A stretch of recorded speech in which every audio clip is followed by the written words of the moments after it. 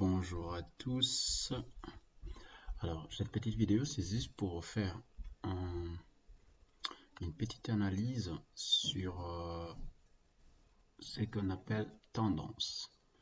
Parce que tout porte à croire qu'on peut trader n'importe où, n'importe quand et n'importe comment, mais non, ça ne fonctionne pas comme ça, malheureusement.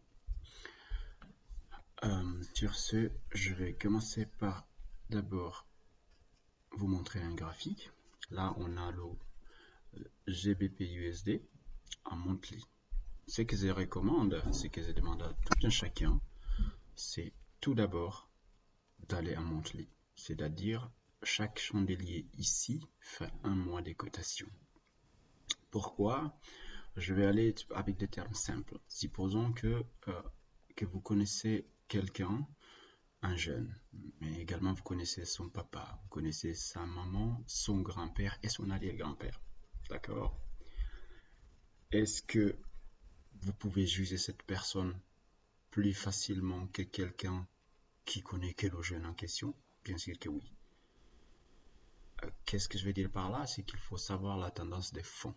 La tendance des fonds, c'est-à-dire un monthly, dans tout ce que vous voulez faire.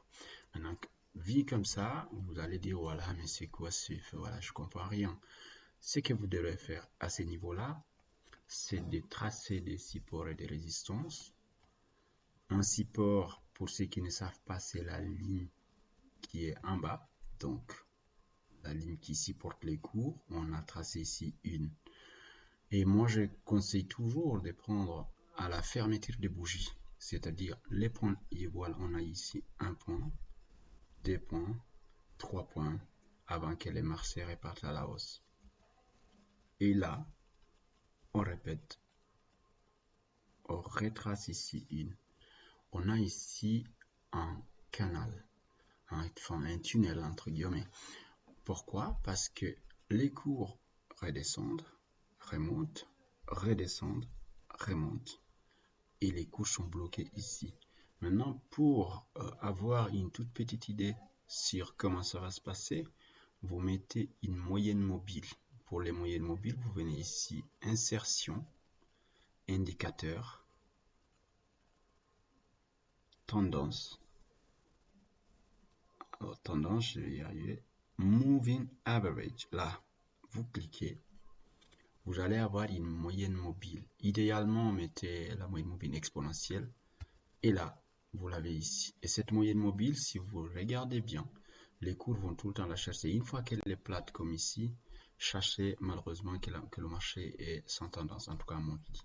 C'est comme ça qu'il faut faire un monthly. Donc je vais faire une autre courte vidéo pour vous montrer comment identifier les tendances intermédiaires. Et quand vous regardez dans ces canaux, si on vient en weekly, c'est-à-dire là on est en weekly, c'est-à-dire chaque bougie fait une semaine, on va essayer de zoomer un tout petit peu. Vous voyez, voilà la ligne qu'on avait tracée en haut et elle est là en bas. Et maintenant, vous voyez là, tout ça, c'était des fausses cassures.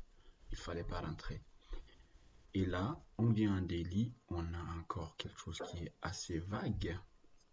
Parce que là, on est chaque bougie fait un jour. Vous voyez comment c'est.